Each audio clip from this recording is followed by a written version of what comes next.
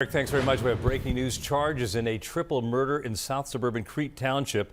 A woman is arrested accused of shooting her ex and his parents to death.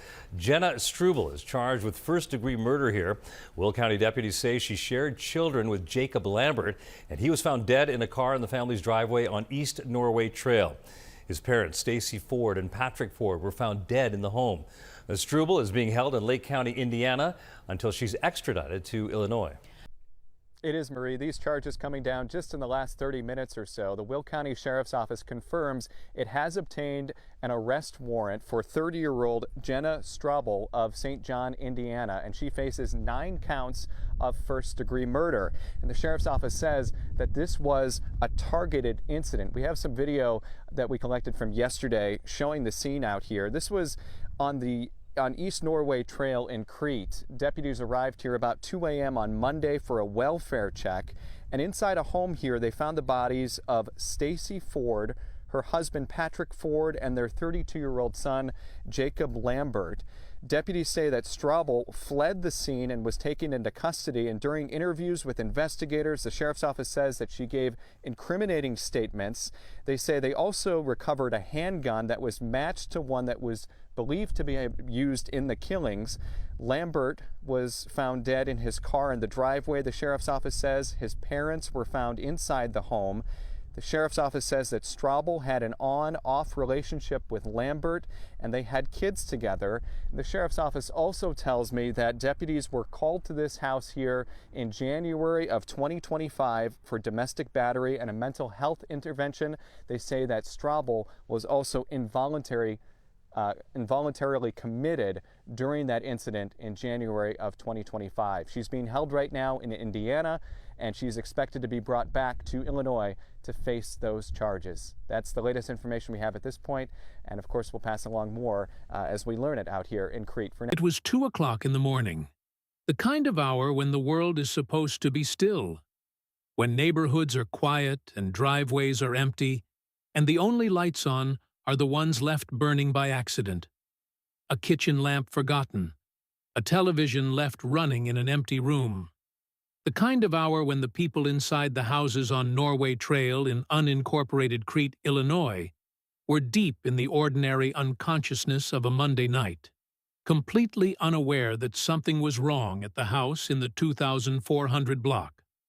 Someone made a call, a welfare check, the most routine of law enforcement requests, a concerned person, a nagging feeling, something that didn't sit right.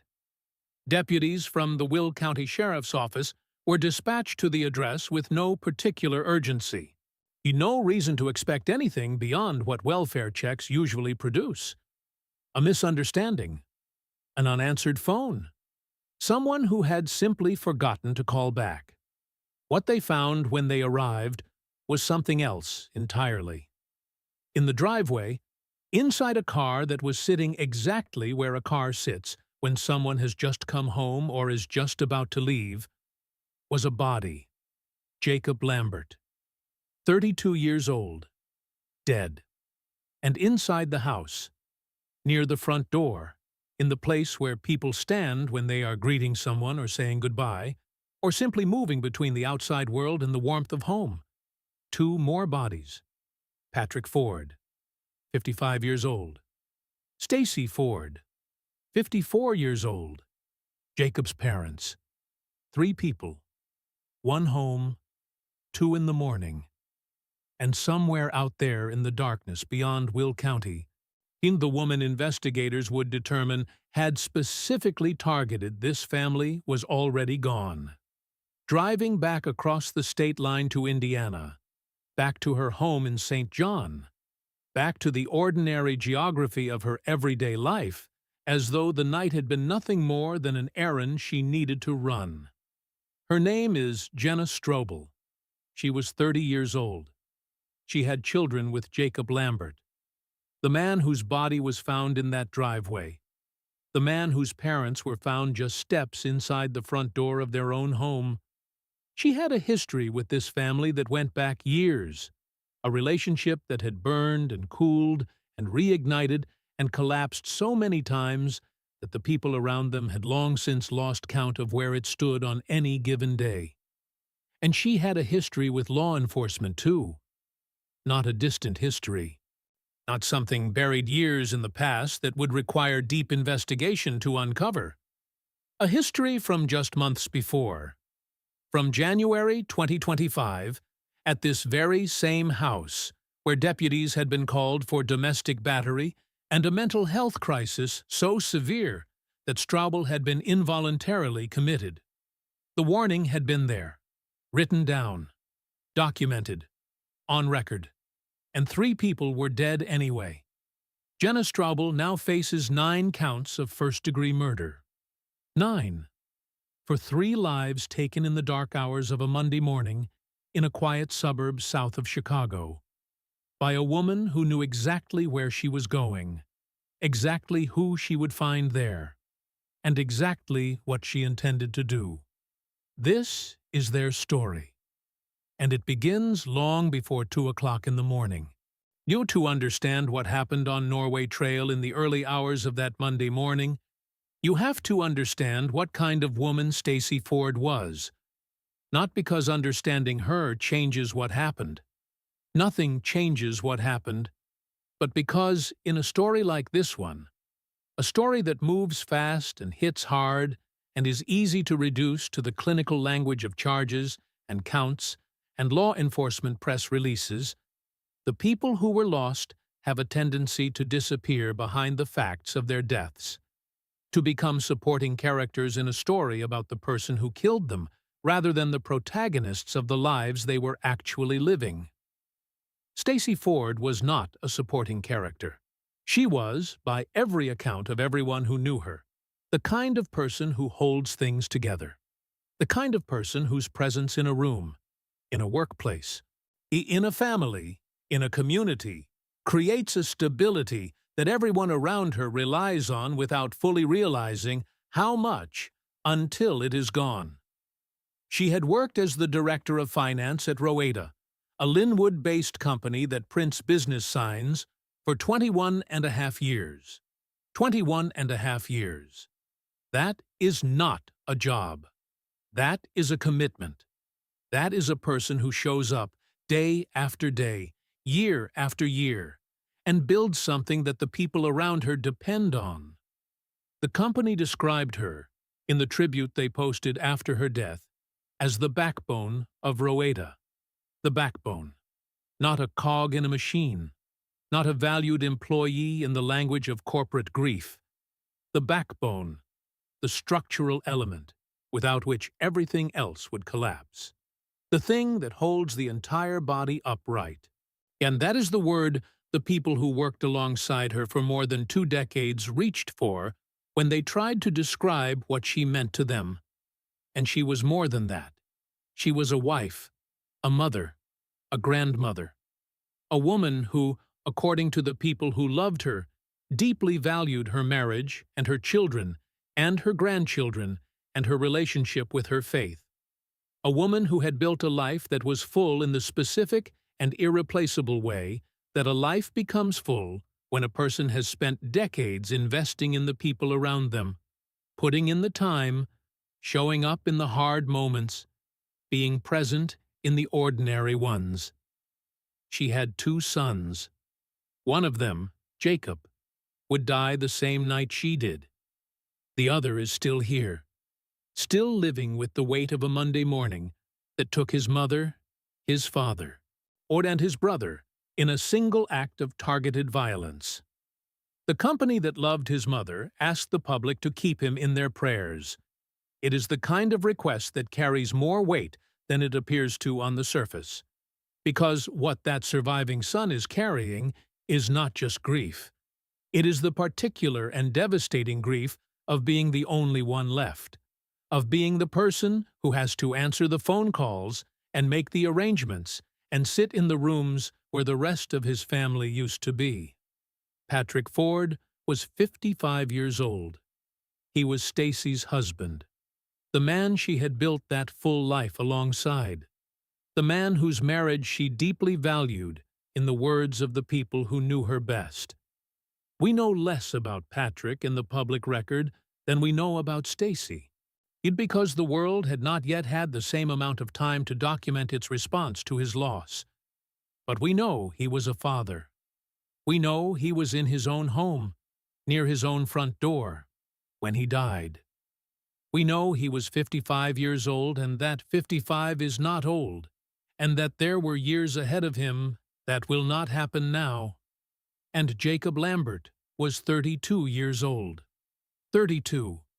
The age at which a person is fully adult but not yet settled. The age of possibility and complication, and a life that is still being figured out. He had children of his own. Children he shared with the woman who would be charged with his murder.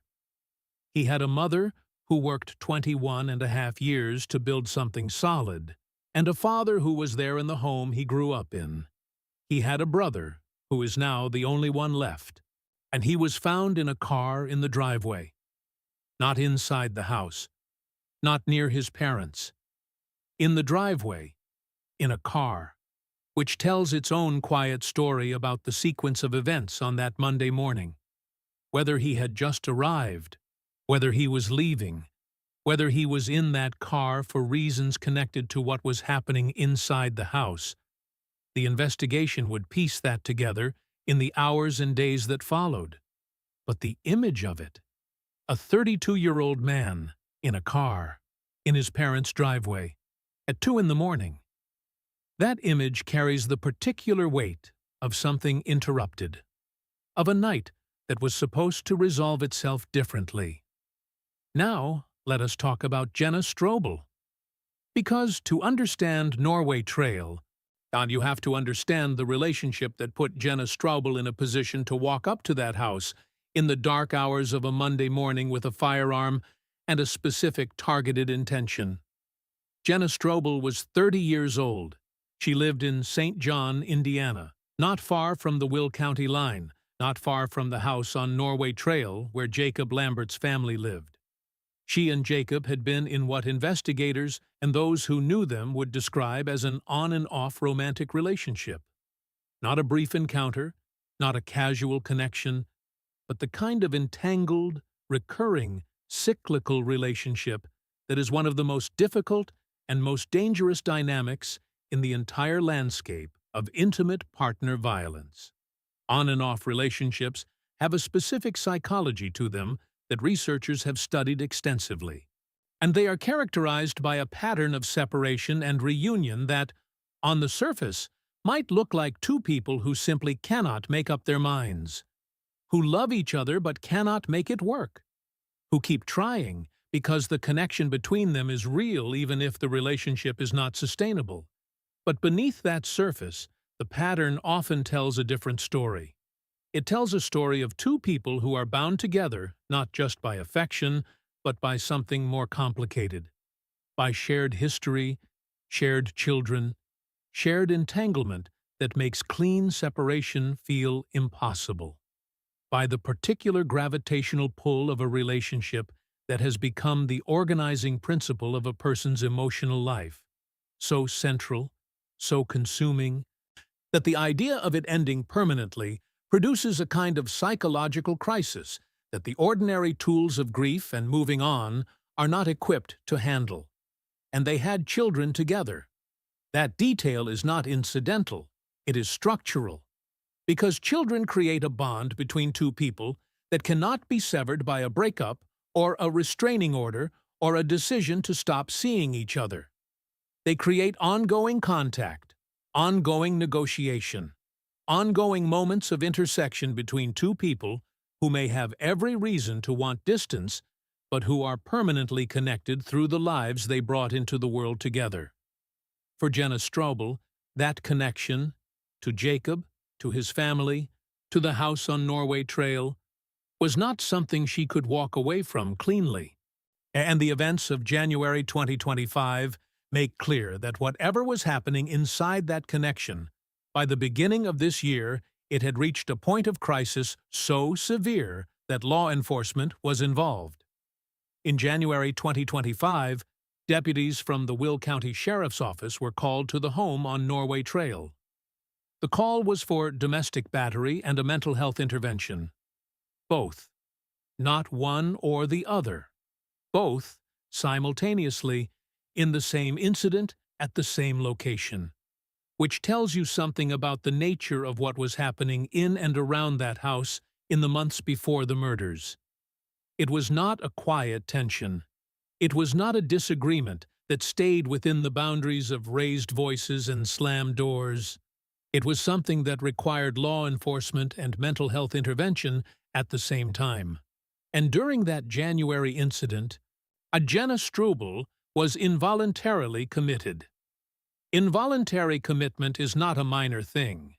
It is not a precautionary measure taken lightly or applied casually. It is a formal legal process that occurs when a person is determined to be a danger to themselves or others. When the people assessing the situation, whether law enforcement or medical professionals or both, conclude that the individual cannot safely remain in the community without intervention. It requires a threshold of concern that is, by design, difficult to reach. Strouble reached it. In January 2025. At the same house where, less than a year later, 3 people would be found dead. And the question that hangs over that January incident, that will hang over it for as long as this case is discussed and dissected and examined in courtrooms and communities, and the quiet conversations of people trying to make sense of what happened, is what changed between January and that Monday morning. What happened in the months between an involuntary commitment and a triple murder. Whether there were more warning signs in that gap.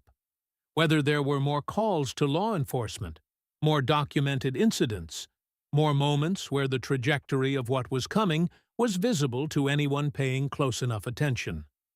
The investigation was still developing at the time this story was reported.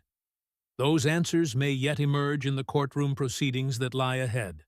But what we know is this. The warning was there. Not hidden. Not buried in some file that nobody had access to. Documented, on record, at the specific address where the murders would eventually occur. A domestic battery call, a mental health crisis, an involuntary commitment, all of it pointing toward a situation that was volatile, dangerous, and unresolved.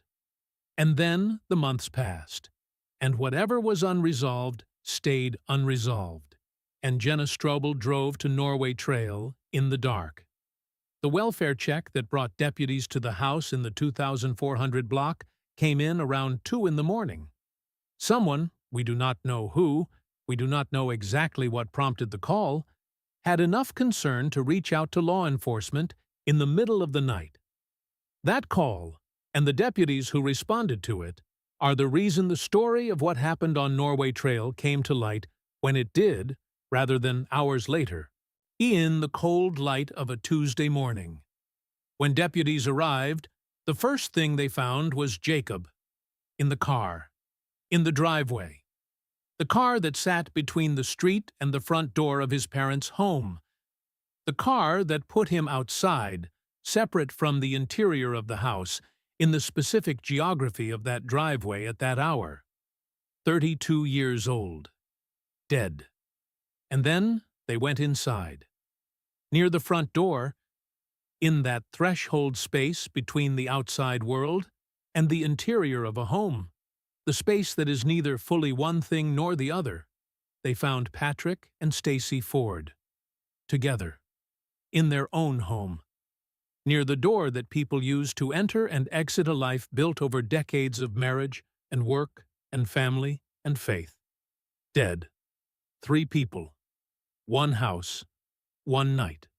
1 firearm that investigators would later recover and match forensically to all 3 killings, confirming what the evidence was already suggesting from the moment deputies walked through that door. This was not a chaotic, unplanned eruption of violence. This was not a situation that spiraled out of control in a single terrible moment. This was targeted. The Will County Sheriff's Office used that word explicitly. Specifically targeted. meaning that Jenna Strouble did not arrive at that house on Norway Trail by accident or in a state of blind, unthinking rage. She arrived with intention, with a destination, with a knowledge of who would be there and a plan for what she would do when she found them. The firearm she carried was recovered after her arrest. It matched. By the time the sun came up on that Monday morning, Strouble was already back across the state line, already in St. John, Indiana, already inside the geography of her ordinary life, her home, her neighborhood, the everyday world that exists in the spaces between the extraordinary things people do in the dark. Local police in Indiana took her into custody later that Monday morning.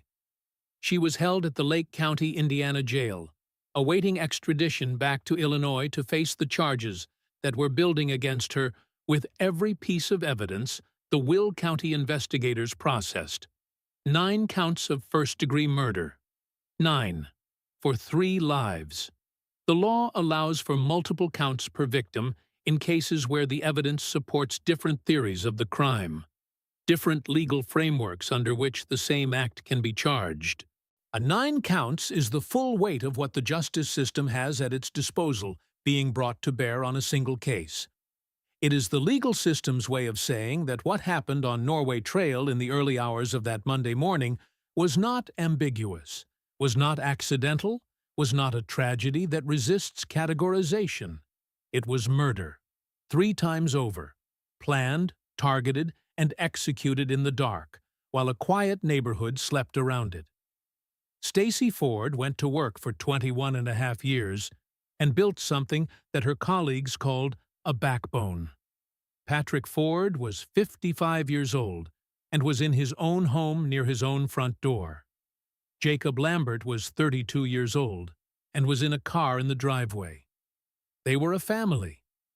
And on a Monday morning in unincorporated Crete, Illinois, they were taken, all 3 of them, and in a single night, by a woman who had been to that house before, who knew the address, who knew the people inside, who had been documented in that very location as a danger serious enough to warrant involuntary commitment less than a year earlier. There is something uniquely devastating about a crime that happens in the dark, not just literally, though the darkness of 2 in the morning on Norway Trail carries its own particular weight, its own atmosphere of a world caught completely off guard in the hours when defense is lowest and vulnerability is highest. But figuratively, too. The crimes that happen in the dark are the ones that nobody saw coming in, the moment they occurred. The ones that arrived without a public confrontation, without a visible escalation, without a scene in a parking lot or a shouting match on a front porch that the neighbors could later point to and say, "That was when we knew." What happened on Norway Trail happened in the dark in both senses, and the light that investigators brought to it in the hours and days that followed revealed something that is as familiar as it is heartbreaking. A pattern that appears in case after case across the landscape of intimate partner violence in America. A pattern that researchers have documented, that advocates have warned about, that law enforcement has encountered so many times in so many jurisdictions that the outline of it is almost entirely predictable. And yet somehow, every single time it reaches its most devastating conclusion, the people left behind are still shocked. Because the pattern is invisible until it isn't. See, and by the time it becomes visible, it is almost always already too late. To understand Jenna Strouble, not to excuse her, not to humanize her beyond what the evidence permits, but to understand the circumstances that produced a 30-year-old woman driving to a house in unincorporated Crete at 2 in the morning with a loaded firearm and a specific targeted intention. You have to understand what an on and off relationship actually looks like from the inside, not from the outside, where it is easy to apply the language of dysfunction and poor choices and the simple, clean prescription of just leave, just stay away. Just stop going back. From the inside, where the reality is almost always more complicated and more consuming and more difficult to escape than any outside observer can fully appreciate. Jenna Strouble and Jacob Lambert had children together. Start there.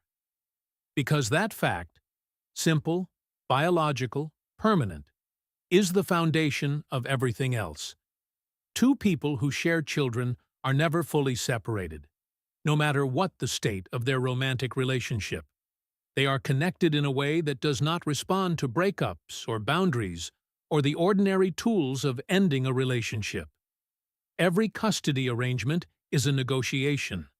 Every pickup and drop-off is a point of contact. Every decision about the children's lives is a conversation that has to happen between two people who may have every reason to want distance and no ability to achieve it fully. That ongoing contact is, in the research on intimate partner violence, one of the most significant risk factors for escalating danger after a separation.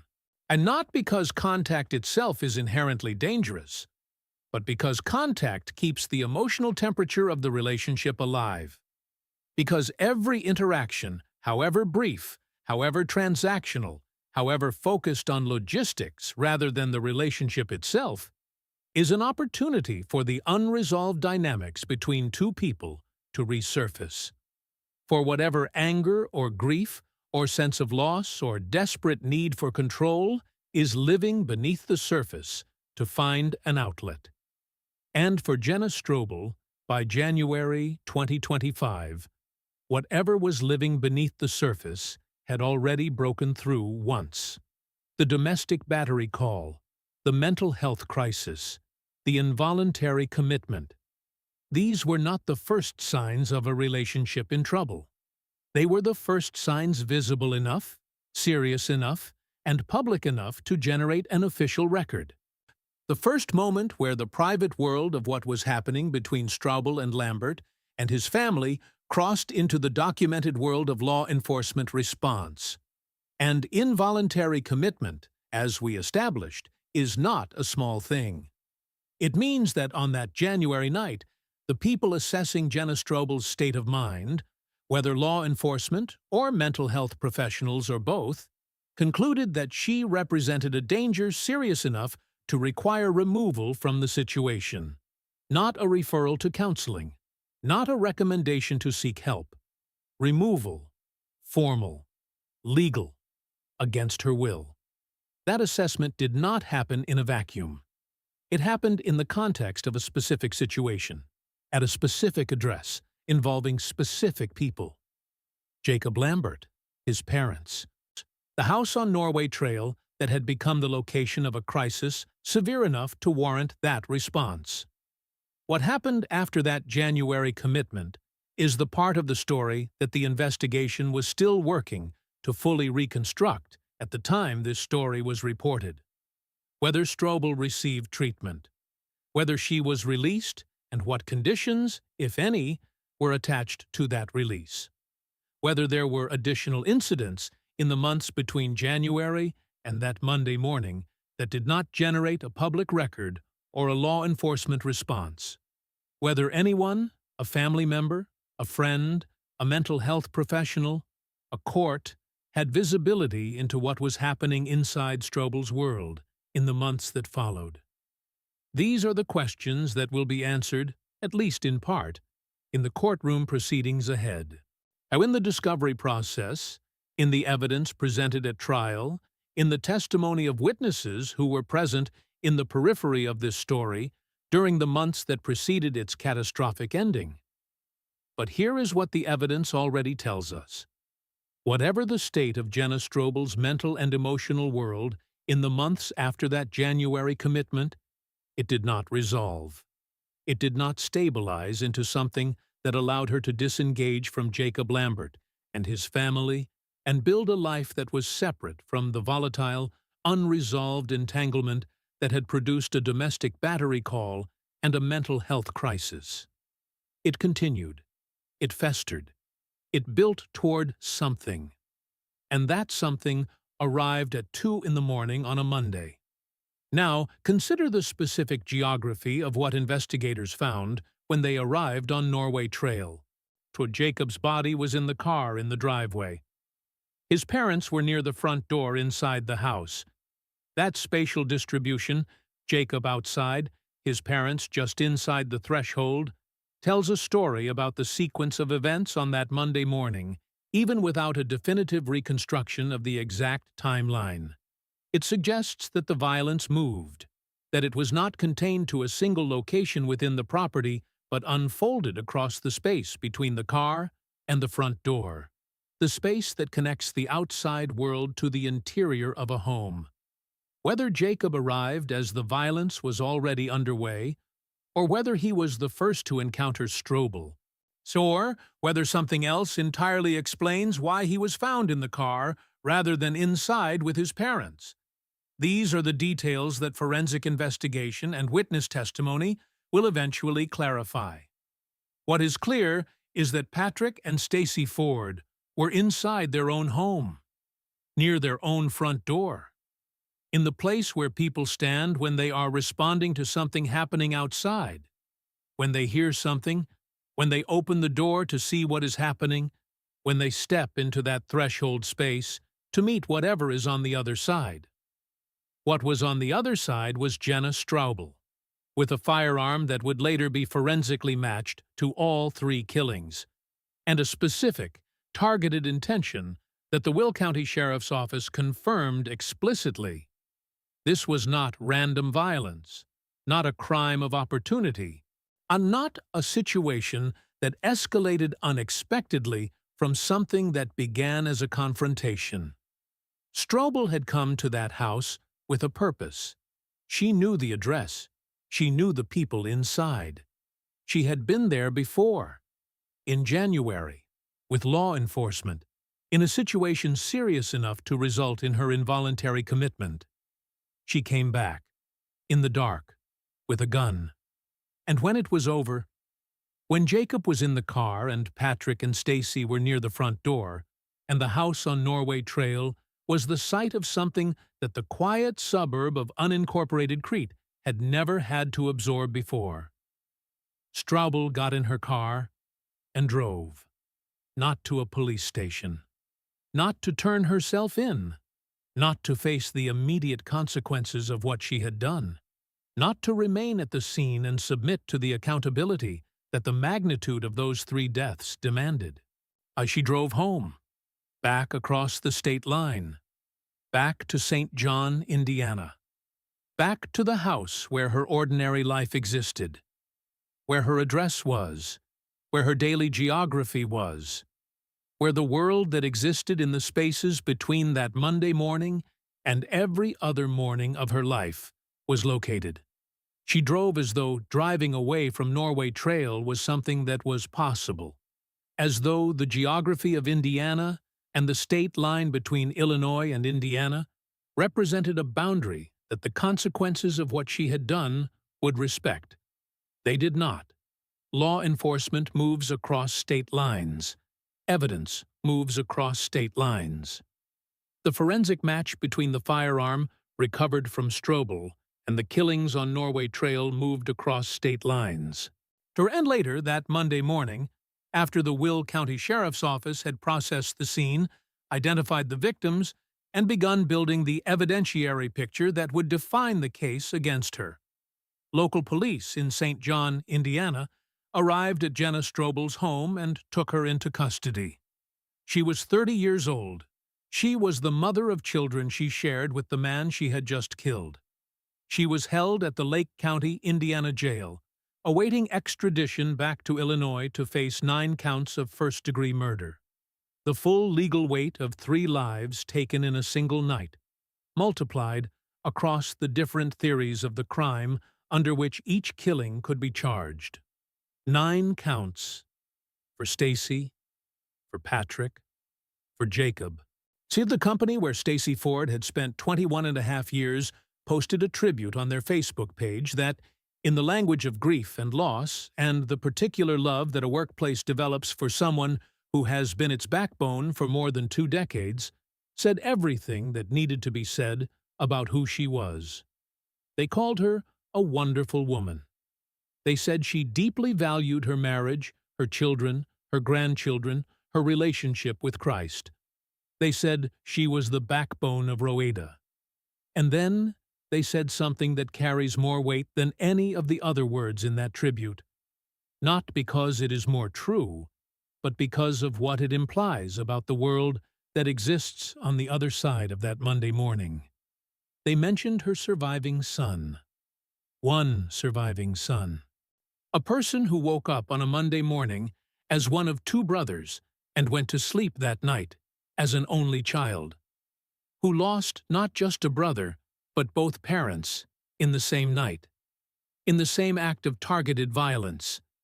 In the same dark hours when the rest of the neighborhood was asleep and had no idea what was happening in the house on Norway Trail. Who is now navigating a grief so total and so sudden that the human mind struggles to find a framework for it. Because the frameworks we have for loss are built around losing one person at a time, around the gradual, painful process of absorbing an absence, and eventually finding a way to continue. He did not lose one person. He lost everyone in one night. And the children. The children that Jenna Strouble and Jacob Lambert had together, the children who are now growing up without a father, whose mother is sitting in a jail cell in Indiana, awaiting extradition to face 9 counts of first-degree murder. Those children are perhaps the most heartbreaking dimension of a story that is already almost unbearably sad. Because they did not choose any of this. They did not choose the relationship their parents had, or the violence that ended it, or the specific and devastating way that their family has been destroyed. They are simply children, small people at the beginning of their lives who are already carrying something that no child should ever have to carry. The loss of a father, the imprisonment of a mother, the knowledge, which will come to them in whatever form children absorb these things, gradually and then all at once, of what happened on Norway Trail. This is the full weight of what targeted violence does. Not just the immediate visible horror of 3 bodies in a house in unincorporated Crete, but the ripple. The surviving son who lost his entire family. The grandchildren who will grow up without a grandmother who valued them deeply, and a grandfather who was 55 years old and had years ahead of him. The children of Jacob and Jenna who are now growing up in the wreckage of a relationship that ended in the worst possible way. The ripple goes on and on. It does not stop at the edge of the property on Norway Trail. It moves outward, into every life that was connected to the 3 people who were taken on that Monday morning, and keeps moving, through years of grief and absence, and the particular, permanent restructuring of a family that has lost its center. Stacy Forde was the backbone. And when a backbone is removed, everything that depended on it has to find a new way to stand. There will be a trial. Jenna Strouble will be extradited to Illinois. She will face 9 counts of first-degree murder in a courtroom in Will County. And the evidence, the forensic match, the documented history of domestic battery and involuntary commitment, the determined, targeted nature of the attack confirmed by the sheriff's own investigators, will be presented to a jury that will have the responsibility of weighing it. That process will take time. It will be difficult. It will require the surviving family members to sit in a room and hear the details of the worst night of their lives, described in the clinical language of legal proceedings, evidence and testimony, and cross-examination, and the slow, the grinding machinery of a justice system that is thorough precisely because thoroughness is the only thing that separates accountability from revenge. And at the end of that process, a verdict will be reached. But no verdict reaches back. No conviction restores what was taken from the surviving son who lost his entire family on a Monday night. No sentence gives back the 21.5 years that Stacy Forde spent building something at a company that called her its backbone, or the years she did not get to spend watching her grandchildren grow. No courtroom outcome gives Patrick Forde back the 55 years he had lived or the years he had not yet lived. No legal proceeding returns Jacob Lambert to the car in the driveway, not as a victim, but as a 32-year-old man who had his whole complicated, unresolved, a still being figured out life ahead of him. What the courtroom provides is something smaller than that and something more important than nothing. It provides a record, a public, permanent, formal record that says, this happened, these people existed, this was wrong, and the person responsible has been held accountable in the most serious way that the law allows. That record matters. It matters to the surviving son. It matters to the co-workers at Roweta, who posted a tribute on a Tuesday and asked the public to keep a family in their prayers. It matters to the community in unincorporated Crete that woke up on a Monday morning to yellow tape and patrol cars in a neighborhood where yellow tape and patrol cars were not supposed to be. And it matters to Stacy and Patrick and Jacob, not in any way they can know, and not in any way that reaches them wherever they are now, but in the way that bearing witness always matters, in the way that saying a name out loud in a world that would otherwise move on is an act of insistence that a person existed and that their existence had value that outlasts the circumstances of their death. Stacy Forde existed. Patrick Forde existed.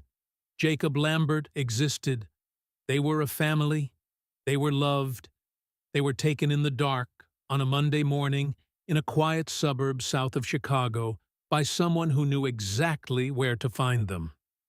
And they deserved so much better than that. They deserved to wake up on Tuesday